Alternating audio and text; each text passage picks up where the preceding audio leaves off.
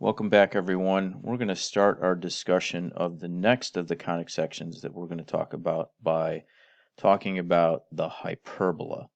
So if you look at the two cones up at the top, remember they're double napped cones, meaning two cones tip to tip there.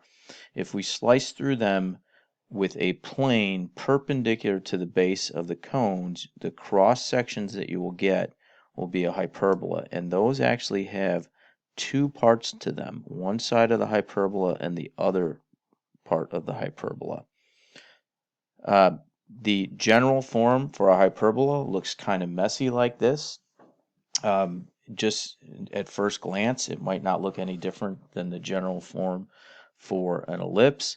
One of the things that you should note when you're taking a look at the general form for the equation of a hyperbola is that the coefficients of the x squared term and the y squared term are going to have opposite signs, which is different from what it would be for a circle or an ellipse. There's also a locus definition. Remember, a locus is a set of all points that meet some requirement, and we will come back and talk about that shortly. The standard form of a hyperbola, probably the most useful form for us, looks very much like the standard form for an ellipse, except you'll notice some subtle differences. For example, there's a minus sign in between the two terms. And unlike the ellipse, the way that you tell the orientation of the hyperbola, for example, if the hyperbola opens left and right, I'm going to call that a horizontal hyperbola. What you'll notice is the x term is positive and the y term is negative. If it's a vertical ellipse, one that I would say opens up and down, you will see that the y term is positive and the x term is negative, and the relationship between A always being greater than B, like it was for an ellipse, no longer holds. So to graph a hyperbola accurately, what we're going to have to do is first put it into standard form, and then we're going to have to know how A, B, and C come into play. Just like for a circle or for an ellipse, these hyperbolas in their standard forms have centers at HK, and A is the distance from the center to a point on the hyperbola. C is the distance from the center to a focal point.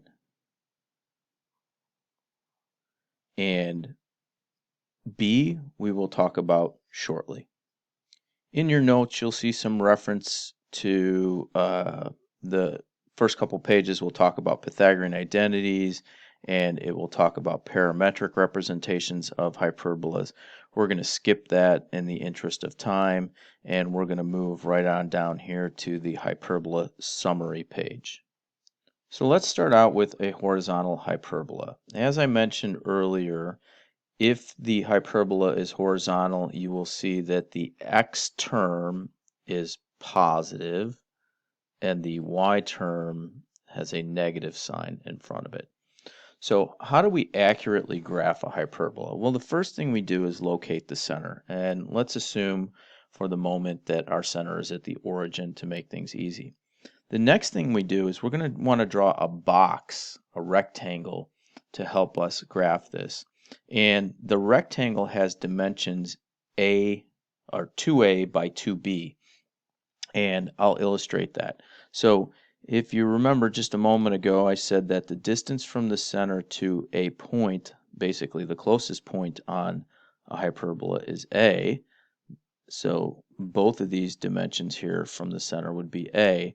But there's also a dimension that is not associated with a point on the hyperbola, but it is B, and B is from the center up to the point and down to the point that I am drawing for you right now.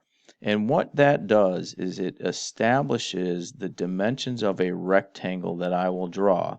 And that rectangle is simply to help me draw an accurate version of the hyperbola. I'm going to do the same thing for the vertical hyperbola over on the right-hand side. Again, A is the distance from the center to the closest point on the hyperbola. So both of these dimensions are A. And then B would be a distance on what is called the conjugate axis from the center to the endpoints of this rectangle that I'm going to draw for you in a moment here. So there's our rectangle, and this rectangle is 2A by 2B in dimensions. So let's connect these rectangles to various values that you see when you look at the equation. The transverse axis in this example of the horizontal rectangle is the distance between this point right here on the hyperbola and this point right there on the hyperbola.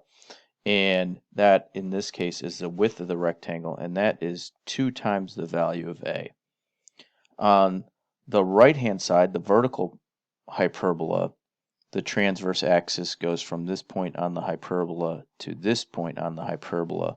So the transverse axis is always connecting 2 points, the 2 closest points on the hyperbola, and that is also a value of 2A. The conjugate axis, on the other hand, is the one whose endpoints are not part of the hyperbola, and that is from that point that I just put an x through to that point that I just put an x through, and that value is 2b. The same would apply for the vertical hyperbola on the right-hand side, where I put the x's are the endpoints of the conjugate axis, and those are 2b. So once we find the equation in standard form and we find A and B, we can double them to find the lengths of the transverse and the conjugate axis and use those to graph our rectangles that are going to help us graph the hyperbolas. The next thing that we're going to do when we want to graph these hyperbolas accurately is we are going to draw lines from opposite corners of our rectangles, and those lines are actually asymptotes that the graphs of the hyperbolas get closer and closer to. Same thing on the right-hand side. Draw from opposite corner to opposite corner. And so we now have a good guide to draw our hyperbola. We know it's going to go from this point right here, the end point of the transverse axis, and it's going to approach our asymptotes. And then in the opposite direction, we're going to do the same thing and approach our asymptotes. And we would do the same thing for the horizontals. Find the endpoints of our transverse axis, start sketching our hyperbola from there, and approach our asymptotes. And that's how we get an accurate sketch. Now, the slopes of those asymptotes, if you actually look at the slopes of those asymptotes for the horizontal hyperbola, remember slope is rise over run, so the slope of this is going to be b divided by a. And for the vertical, the slope is going to be A divided by B. Frankly, I don't try to remember that. I draw my rectangles first, and then I figure it out from there. So the slopes of the asymptotes for the horizontal hyperbola are plus or minus B over A, and for the vertical are plus or minus A over B. And then the last thing that we're going to do is we're going to locate the focal points. And the focal points for hyperbolas are actually out in this vicinity out here, which I'm going to draw with open circles. And so we, just like we do for an ellipse, the distance from the center to the focal points is C. And for our verticals, we're going to have a similar situation, focal points here and here. So the distance from the foci, plural for focal point, is C, and the relationship between A, B, and C follows the Pythagorean theorem c squared is equal to a squared plus b squared, so you know that c is the largest of the three values. And then finally, just a reminder, if the x term is negative, like it is in this hyperbola on the right-hand side, the y term would be positive then, it opens vertically. If the y term is negative, the x term would be positive, it opens horizontally.